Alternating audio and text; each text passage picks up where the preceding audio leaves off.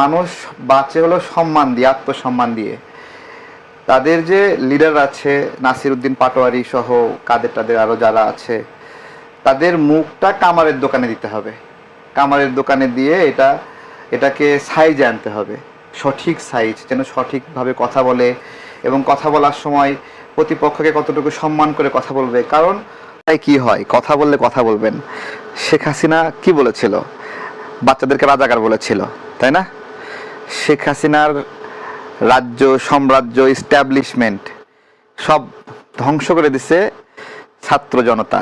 কিসের জন্য? একটা শব্দের জন্য। উনি বলছে একটা কথায় কি হয়। ঠিক আছে, শেষ করি আমি।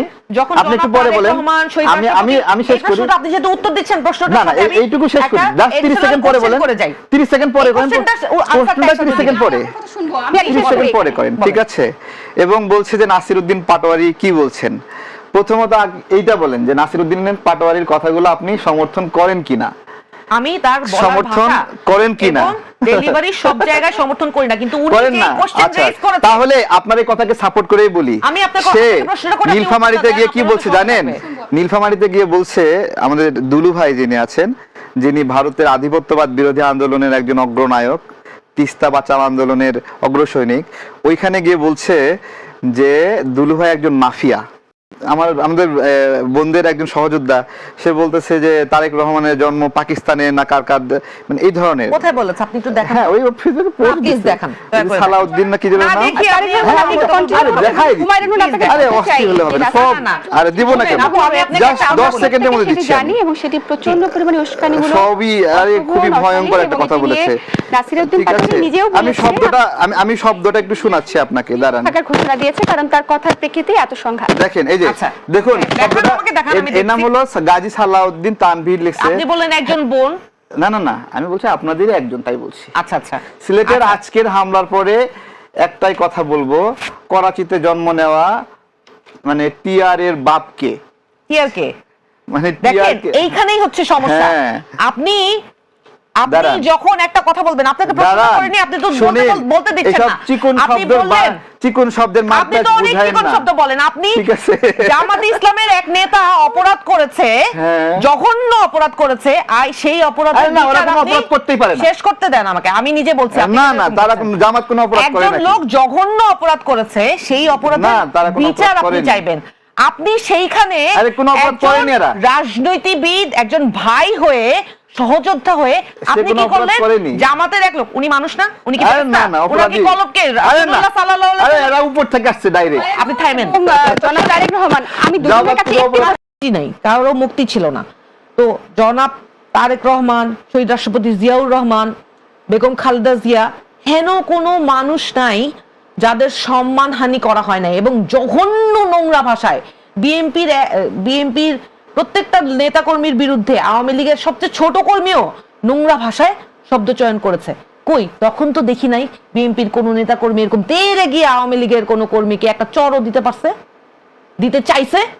বেগম খালেদা জিয়া যখন 2-3 দিন তার বাসায় অবরুদ্ধ ছিলেন বালুর ট্রাকে, মির্জা ফখরুল ইসলাম আলমগীর ওখানে গিয়েছিলেন, উনি হেনস্থার শিকার হয়েছিলেন, কিন্তু উনার নেতাকর্মীরা তখন কোথায় ছিল? আজকে তারা ভাই বলে যে কোন কোন এলাকায় নাকি বিশেষ, আপনি তো বলেছেন আমি শেষ না করলে কথা বলবেন না, আমি শেষ করতে দেন। দেখেন, পারলো না তো বালু ট্রাক সরাইতে, কেউ কিচ্ছু করে নাই। তখন শেখ হাসিনার আমলে এত বছর শেখ হাসিনা সহ তার নেতাকর্মীরা যে নোংরা ভাষায় কথা বলেছে, বিএনপির কোন কর্মীরা তখন এই বডি ল্যাঙ্গুয়েজে এই সহিংস আচরণ করার দুঃসাহস করে নাই, কারণ তখন ক্ষমতা ছিল না। এবং তখন কোন মিডিয়াও বলে নাই যে এই ভাষায় প্রতিপক্ষকে নোংরা ভাষায় কথা বলাটা। আমি আরো আপনার কাছে বিস্তারিত জানবো জনাব তারেক রহমান, জিকে গাউসের বিষয়ে যে আমি আপনার কাছে ফিরবো, আমি এই উদাহরণটাতে আপনার কাছে ফিরবো। আমি একটু জনাব তারেক রহমানের কাছে যেতে হচ্ছে। আচ্ছা, একটা উদাহরণ দেখেন, জিকে গাউসের ব্যাপারে যেই কথাটা হবিগঞ্জে বলা হয়েছে, আপনি তো কয়েকটা উদাহরণ দিলেন যে নাসিরউদ্দিন পাটোয়ারির কথাটা এক্সপ্লেইন করা যায় না, শব্দ উচ্চারণ করা যায় না। জিকে গাউসের এলাকায় যেই বক্তব্য তিনি তাকে দখলবাজ, চাঁদাবাজ বলেছেন, যেটার কারণে আজকে এই সহিংস আচরণ করার তাকে লেজিট বলতে চেষ্টা করা হচ্ছে, সেইখানে 2024 সালের 31শে ডিসেম্বর একটা গোয়েন্দা প্রতিবেদন জনাব জুলকারনাইন সায়েদ তার ফেসবুক পোস্টে একেবারে হুবহু পেশ করেছে, সেখানে স্পষ্টভাবে দুটো জিডির কপি সহ, যেটা বিএনপির অমুক এলাকার সভাপতি, ওই নির্দিষ্ট এলাকা হবিগঞ্জের বিএনপির সভাপতি যিনি, উনি নিজে সেই জিডিটা করেছেন। সেখানে স্পষ্টত উল্লেখ করেছেন যে 24-এর গণ অভ্যুত্থানের পর এই ভদ্রলোক জিকে গাউস এলাকায় দখলদারি, চাঁদাবাজি, নিজ দলের এমপিদের নামে মামলা, বিরোধী পক্ষের নামে মামলা দেওয়ার ভয় দেখিয়ে টাকা আদায় করা, হেন কোনো কাজ নাই যেটা গোয়েন্দা প্রতিবেদনে উঠে আসে নাই। এবং সেই সন্ত্রাসের টেরিটরি উনি ক্রিয়েট করেছেন, এবং সেই টেরিটরিকে এখন সেফটি দেওয়ার জন্য গতকাল এইভাবে ব্যারিকেড সৃষ্টি করা হলো। তারেক ভাই বললো না অপ্রয়োজনীয় না তো, কারণ ওই সন্ত্রাসের যে রাজ্য জিকে গাউস তৈরি করেছে ওই জায়গায়, ওই সন্ত্রাসের রাজ্যকে তো মানে পাহারা দিতে হবে, সেটাকে তো প্রোটেকশন দিতে হবে। সরকার সেটাই করলো। তাহলে এই সরকারের মাত্র 5.5 মাস হলো আজ। এই 5.5 মাসে আপনি এখনই যদি সন্ত্রাসের অভয়ারণ্য তৈরি করেন এবং তাদেরকে শেল্টার দেন, একটা শিশুকে আপনি চোখে রড দিয়ে ছাত্র দলের জার্সি পরা, মানে টি শার্ট পরা, পিছনে ছাত্র দলের ইয়ে দেয়া এবং স্লোগান দেয়া, এবং যখন আমি ভিডিও দেখাইতে পারবো, যখন পুলিশ প্রহরা দিচ্ছিল রাস্তা ব্যারিকেড দেয়া, তার পিছনে ছাত্রদল এবং বিএনপির নেতাকর্মীরা তারা নিজের ফেসবুকে পোস্ট করেছে তারা অস্ত্র শস্ত্র নিয়ে ওখানে অপেক্ষা করছে। ধন্যবাদ জানাচ্ছি, 30 সেকেন্ড পেরিয়ে অনেক সময় অতিবাহিত হয়ে গেছে জনাব তারেক রহমানকে মারার জন্য। ধন্যবাদ জানাচ্ছি আপনাকে। জনাব তারেক রহমান, একটি প্রশ্ন রাখতে চাই। আপনি মাহমুদা মিতুকে নিয়ে মন্তব্য করেছেন এক ধরনের, যেটি নিয়ে অভিযোগ করেছে। আসলে আমি জানতে চাই যে তারা ভালো না মনে করলে নির্বাচনী দলের শরিক মনে করবেন কি করে একত্রিত হয়ে আসলে 11 দলীয় জোট গঠন করবেন, এটা একটা প্রশ্ন। এবং পাশাপাশি রাখতে চাই, আসলে বিএনপি 5 মাসের মাঝে আপনার কি মনে হচ্ছে যে ফ্যাসিবাদী শাসন ব্যবস্থা দিকে এগিয়ে যাচ্ছে? কি কারণে এত হামলা, যেমনটি বারবার অভিযোগ করছে এনসিপি? আচ্ছা, ডক্টর মাহমুদা মিতু নিয়ে প্রশ্ন করেছেন। আমি একটা ফেসবুকে পোস্ট করছি, তো মাহমুদা মিতু যেই শব্দটা কোট করেছে, জামাত সৎ লোকের শাসন প্রতিষ্ঠা করবে এবং এটা একমাত্র জামাতই পারবে, শব্দটা এরকম ছিল। তো এই কোডটা আমি জামাতের নেতা যখন কেলেঙ্কারি বের হলো, যখন সে একটা বাচ্চা মেয়েকে চাকরি দেওয়ার কথা বলে তার বিছানায় নিয়ে যাচ্ছে, সেটাকে কেন্দ্র করে বক্তব্যের সঙ্গে কোট করে দেওয়ার বিষয়ে আপত্তি আসছে। এই বক্তব্য এবং এই ঘটনা দুটা মিলে এতটাই প্রাসঙ্গিক যে জনগণ, পাবলিক ব্যাপকভাবে এটাতে রেসপন্স করে। এবং আমি সেই প্রশ্ন করাতে আপনি উস্কানিটা ভালোভাবে দিতে আমি বলছি সহিংসতাটা উস্কে দিয়েছেন। ডাক্তার মাহমুদ, আপনি কি মনে করেন জামাত সৎ লোকের শাসন প্রতিষ্ঠা করার জন্য একমাত্র দল? না, উনি আপনি কি এটা মনে করেন মাহমুদা মিতুর মতো এই কথাটা বলেছে? সেইটাই যেই প্রেক্ষিতের জন্য বলেছে, মানে তার বিপরীতে একটা লোক ব্যক্তিগতভাবে আপনি রাতে কোথায় যান? মাহমুদা মিতু যেটা বলেছে যে জামাতে একজন লোক ব্যক্তিগত চরিত্র যদি তার খারাপ হয়, কোট করে বলুন কথাটা, মানে উনি তো ওটাই বলছি। আমি জানতে চাই আসলে একজন ব্যক্তি উনি বলেছে সেই কথা, আপনি শুধু বলবেন। একজন লোকের ব্যক্তিগত চরিত্রের কারণে সামগ্রিকভাবে আপনি একটা দলকেও খারাপ বলতে পারেন না, এবং একটা দলকে ভালো বলার কারণে একটা লোকের চরিত্রগত সমস্যার জন্য আপনি একজন নারীকে সব নিজে বললে কি হবে? আমি সুযোগ দেব আপনাকে বলার। আমি জাস্ট একটা হ্যাঁ বা না চাচ্ছি যে মাহমুদা মিতু যেভাবে বলেছে জামাত সৎ লোকের শাসন প্রতিষ্ঠা করার একটা দল এবং একমাত্র বাংলাদেশে জামাতই পারবে।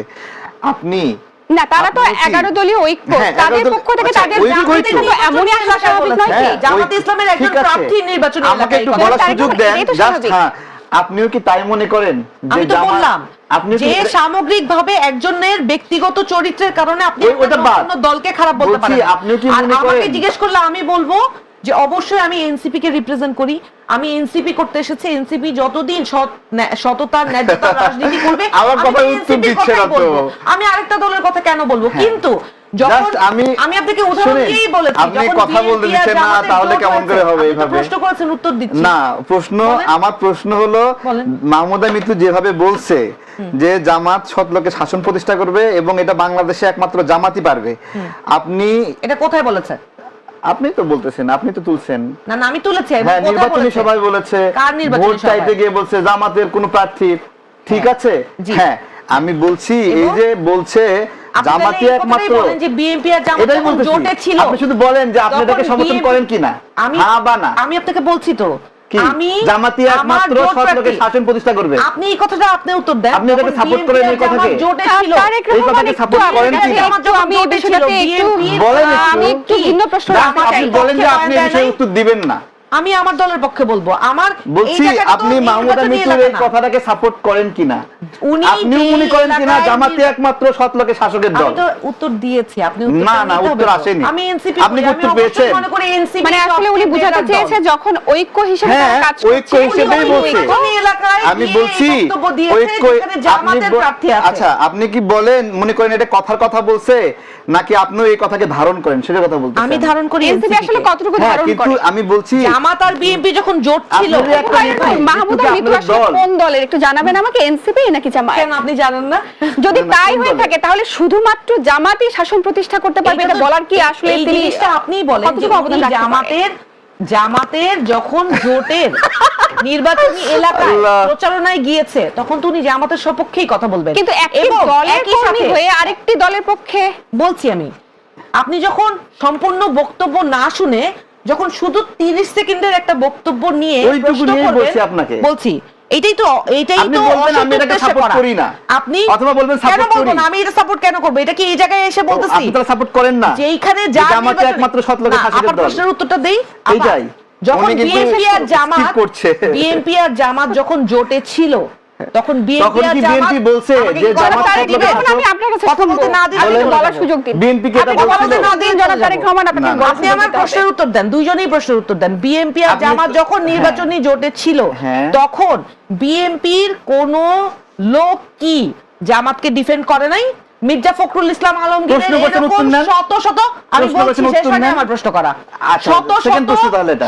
শত মির্জা ফখরুল ইসলাম আলমগীরের শত শত স্টেটমেন্ট আছে আরো নতুন প্রশ্ন আছে? যেখানে জামাতে ইসলামকে উনি আরো নতুন প্রশ্ন সমস্ত আছে? বিষয় ডিফেন্ড করেছে, এমনকি আরো প্রশ্ন ৭১-এর আছে? ভূমিকা নিয়ে পর্যন্ত ডিফেন্ড করেছে। আরো- আমরা করেছি? আচ্ছা ঠিক আছে, আপনার আমরা প্রশ্ন কি আছে? করেছি? বরং আমরা কিন্তু আর প্রশ্ন জামাতের আছে? ৭১-এর অবস্থান নিয়ে আমরা তাদের বিরুদ্ধে অবস্থান করেছি। দাঁড়ান, এখন আপনার প্রশ্ন শেষ।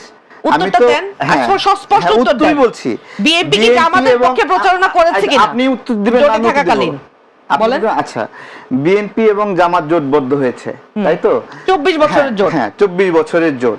এই জোটবদ্ধ হওয়া অবস্থায় জামাত বিএনপির জন্য বক্তব্য দিয়েছে, বিএনপি জামাতের জন্য বক্তব্য দিয়েছে, ঠিক আছে? তো স্বীকার করছেন। তার জন্য কি এখন জামাতের আমার- অপরাধের জন্য কি আচ্ছা, আমি বিএনপি বলি কে না, আপনি আপনি বলবেন। দায়ী করবেন? আমি বলছি, আপনি দাঁড়ান, যে বিএনপি জামাতের জন্য বক্তব্য দিছে, তাই তো?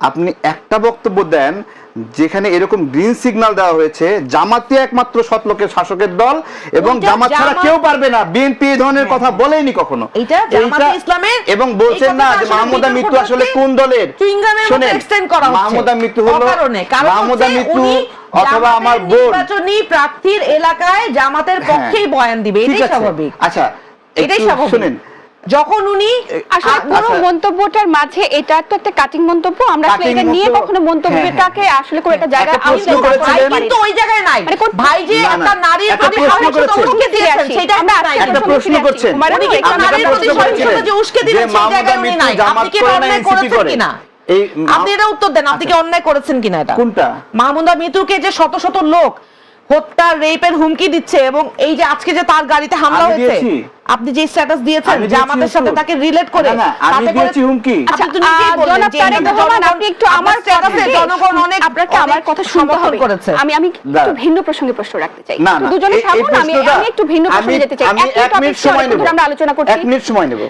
আপনি একদম 1 মিনিটের মধ্যে শেষ করুন। Fresh 1 minute, fresh 1 minute. একটা গণহত্যাকারী রেপিস্ট দলকে সৎ লোকের শাসক বলেছে ডক্টর মাহমুদা মিতু। যখন বিএনপির তাদের অসংখ্য নেতা রয়েছে, হ্যাঁ, দাঁড়ান, যাদের এই 1 মিনিটে কোনো ধরনের- কথা বলবেন না, ঠিক আছে? এইটাকে উনি ডিফেন্ড করতে আসছেন। কোন একটা সময়ে একটা জামাত নেতা একটা বাচ্চা মেয়েকে চাকরি দেওয়ার কথা বলে নিয়ে গেছে, সেটার সঙ্গে আমি রিলেট করে কে ডিফেন্ড করছে আমি বলছি, দাঁড়ান, এটাকে তো আমরা ডিফেন্ড করি না। 1 মিনিটের মধ্যে কথা বলবেন না কোনো, ঠিক আছে? হ্যাঁ, একটা গণহত্যাকারী দলকে সৎ লোকের শাসক বলেছে, সেটার সঙ্গে আমি রিলেট করে ভুল করেছি এই ধরনের। এবং উনি বলছে যে ওনারা এনসিপি করে, জামাত নেতা তিনি এই জবাব দিছে অর্ধেক জামাত অর্ধেক এনসিপি, তাছাড়া এইভাবে ডিফেন্ড করতে পারতো না। হ্যাঁ, এখন যদি এরকমই ঠিক হয় আছে। তাছাড়া এভাবে ডিপেন্ড করতে পারতেন না। 5.5 মাস 6 মাসের জামাত অর্ধেক এনসিপি ছাড়া এভাবে ডিপেন্ড 5.5 মাস করতে 6 মাসের জোট এভাবে করতে পারতেন এই না। একটি মন্তব্যে আমরা 30 সেকেন্ড কথা বলবো। ঠিক আছে। 5.5 মাস 6 মাসের একটা জোট নিয়ে যদি আপনি এনসিপি কে এরকম জামাত বলে ট্যাগ দেন, তাহলে যাদের 24 বছরের জোট যুদ্ধ করতেছেন জামাতের জন্য, তাদেরকে তো জামাতের জন্য ফাঁসিতে ঝুলাই দেওয়া উচিত, জামাতের অপরাধের জন্য। অল্প কিছু টাকার জন্য, আমরা একটা ভিন্ন প্রসঙ্গে ক্ষমতার যেতে জন্য জামাতকে ডিফেন্ড করতেছেন। তারেক রহমান, আমি আপনাকে ধন্যবাদ জানাচ্ছি। আমি আজকের মূল বিষয়ে একটু ফিরে যেতে চাই। আমরা যে বিষয়টা নিয়ে আসলে আলোচনা করছি, সরকার এই জায়গাটি থেকে আসলে কি অবস্থান গ্রহণ করছে, এটি একটু আপনার মুখে জানতে চাই, যেহেতু আপনি এনসিপির একজন অ্যাক্টিভ নেত্রী। এবং পাশাপাশি জানতে চাই যে আসলে বিরোধী দলের কাজ তো সরকারের জবাবদিহিতা নিশ্চিত করা। আমরা সাম্প্রতিক সময় দেখছি দ্রব্যমূল্যের সীমাহীন ঊর্ধ্বগতি, বিদ্যুতের দাম 40% বেড়ে গেছে। অন্যদিকে দেখছি এলপিজি গ্যাসের যে সংকট, শিল্প কারখানায় কাজ চলছে না, বাসাবাড়িতে রান্না বান্না হচ্ছে না। এই বিষয়গুলো নিয়ে আসলে কথা কারা বলবেন? বিরোধী দল হিসেবে আপনাদের দায়িত্ব কতটুকু? আমরা দেখছি জুলাই পদযাত্রা নিয়ে নানামুখী আলোচনা সমালোচনা এবং গণভোট, জুলাই সনদ বাস্তবায়ন নিয়ে এত বেশি অভিযোগ, কিন্তু এই জায়গাগুলোতে আসলে আপনাদের অবদানটা কোথায়? বলছি, যখন গ্যাসের দাম জ্বালানির দাম বাড়লো তখন আমরা প্রতিবাদ করেছি, সংসদেও বলেছি। ইভেন আজকেও আমাদের দলের একটা প্রতিনিধি দল তিতাসের সামনে গিয়ে এই যে ঢাকা শহরে যে জ্বালানি সংকটের সমস্যা, সেই সমস্যা নিয়ে প্রতিবাদ করেছে। আমি নিজে, আমার ঘরে চুলা, এক চুলা জ্বলে, আরেক চুলা জ্বলে না। আমি রান্না করতে পারি না যে আজকে এখান থেকে শেষ করে তারপর যে রান্না করব। এই সমস্যাটা তো আসলে ইন্টারিমের সময় থেকেই গ্যাসের সংকটটা দেখা দিয়েছে। এটা কেন হয়েছে, সেটা সমাধানের জন্য সরকার কি ব্যবস্থা নিয়েছে, সেইটা আজ পর্যন্ত আমরা দেখতে পারিনি। আমার বাসার ভাড়াটিয়া ভদ্রলোক মাসে 2 থেকে 3 হাজার টাকা বিল দেন। ওনার তো গত 2 বছরের বিলের একটা কন্টিনিউড একটা বিলের ডিটেইলস আমার কাছে রেকর্ডেড আছে। গত মাসে উনার 28,000 টাকা বিল এসেছে। এবং আমাদের বাসা নিয়ে কারা কথা বলবে? আমরা তো বলছি, এই যে এখন সুযোগ আমরা এখনো বলছি শুধুমাত্র গণভোট, জুলাই সনদ জায়গায় আপা দেখেন, আপনি দেখবেন একটা রিভিউতে এসেছে যে মার্চ বা এপ্রিল মাসে বোধহয় আমি গণমাধ্যমে সবচেয়ে বেশি অ্যাটেন্ড করেছি এবং এই টক শোতে, এবং সেইখানে আমি এই জ্বালানি সংকট বা জ্বালানির দাম বৃদ্ধি, বিদ্যুতের দাম বৃদ্ধি, এটা নিয়ে কথা বলেছে, রিপোর্টও হয়েছে। সুতরাং দুঃখের জায়গাটা হচ্ছে, যেহেতু আমরা ক্ষমতায় কাছাকাছি নেই, আমরা বলতে থাকি, বলতে থাকবো। মানুষ শুনতে পারবে যদি আপনারা সহযোগিতা করেন, গণমাধ্যম সহযোগিতা করে, তাহলে আমাদের ভয়েসটা নিঃসন্দেহে এই জায়গাটা থেকে আমি করতে চেয়ে আসলে সমঝোতার মারামারি চলছে এনসিপি এবং বিএনপির মধ্যে। এ ধরনের একটি অভিযোগ এসেছে বিভিন্ন দলের পক্ষ থেকে। একটু জানতে চাই যে আসলে কোনো সত্যতা রয়েছে কিনা, কি কারণে এই ধরনের অভিযোগ এলো? আচ্ছা, আপনি যেটা বলছেন এটা একেবারেই অ্যাজাম্পশনের ভিত্তিতে।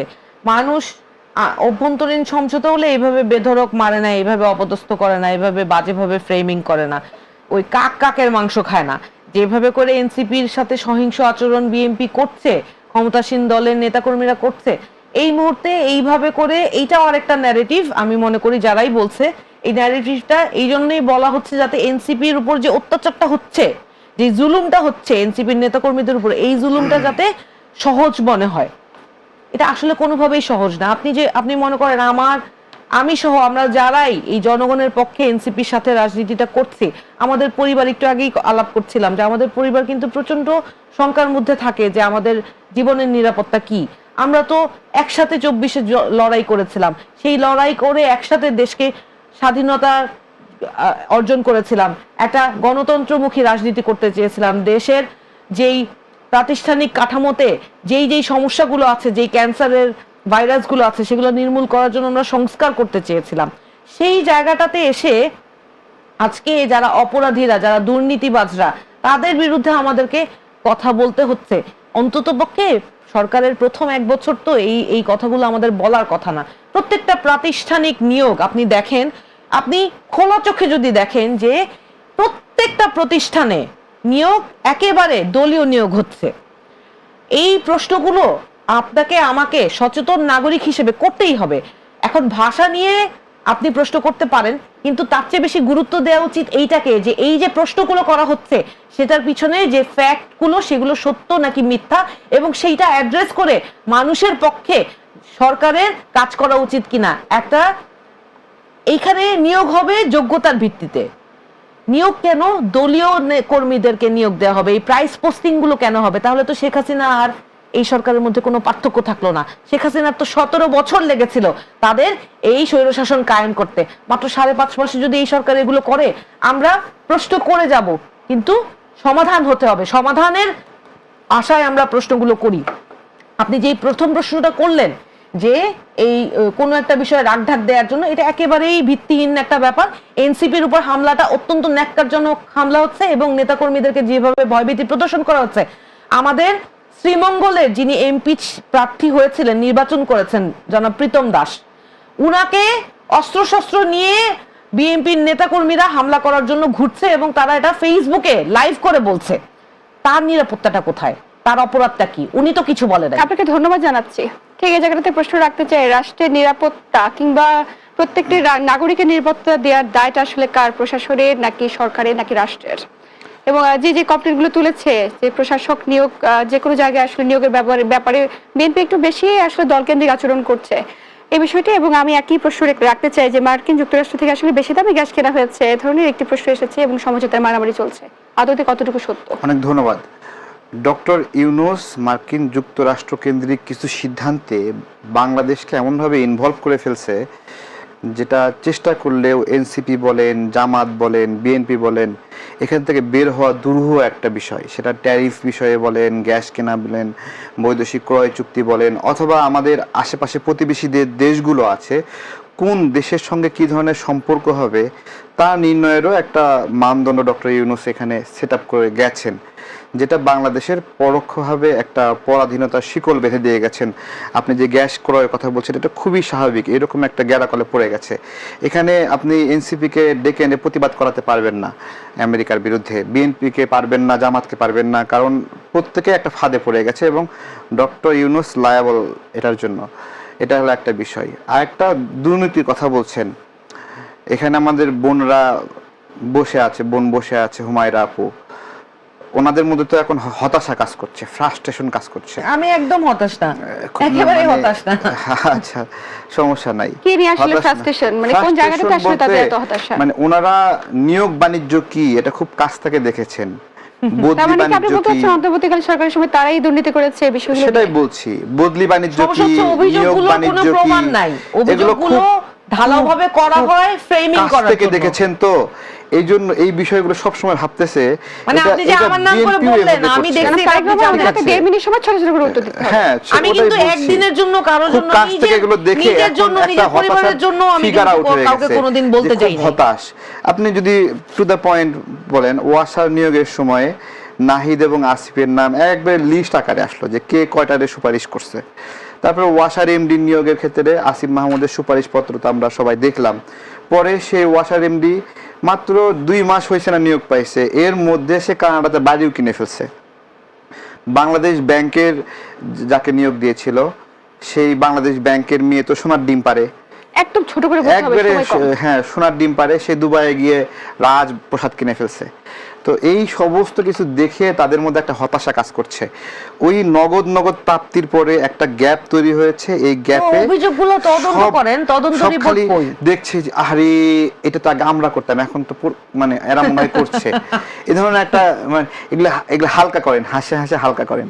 না না ভাই, তাহলে আপনারা বলতে যাচ্ছেন আসলে যে কাজটা 18 মাসে এনসিপি করলে ভালো, আমাদের মানে এনসিপির ভাই বোনেরা হলো কমিরা করেছে, সেটি এখন বিএনপি করছে। আপনি কি বলতে চাচ্ছেন বিএনপিও করছে? আচ্ছা, না সেটাই বলছি, ওই ফ্রাস্ট্রেশন থেকে ভাবছে যে অন্যরাও করছে, এটা ভাবনা, ঠিক আছে। এবং তারা হলো দুধে ধোয়া তুলসী পাতা, এবং তারা কথা আপনার কোনো উত্তর আছে কি? এবং জামাতকে তারা ফেরেশতা মনে করে। প্রমাণ ছাড়া যখন আপনি কাউকে ফ্রেমিং করবেন, এইটা যেমন বিএনপি কে যদি আমি করি সেটাও খারাপ, যেই দলের ব্যাপারে করি সেই দলের ব্যাপারেই খারাপ। আমরা বাংলাদেশের মানুষের ন্যায্য অধিকার চাই। কোন দল, আমার দল যদি এটা ভুল করে থাকে, প্রমাণ লাগবে।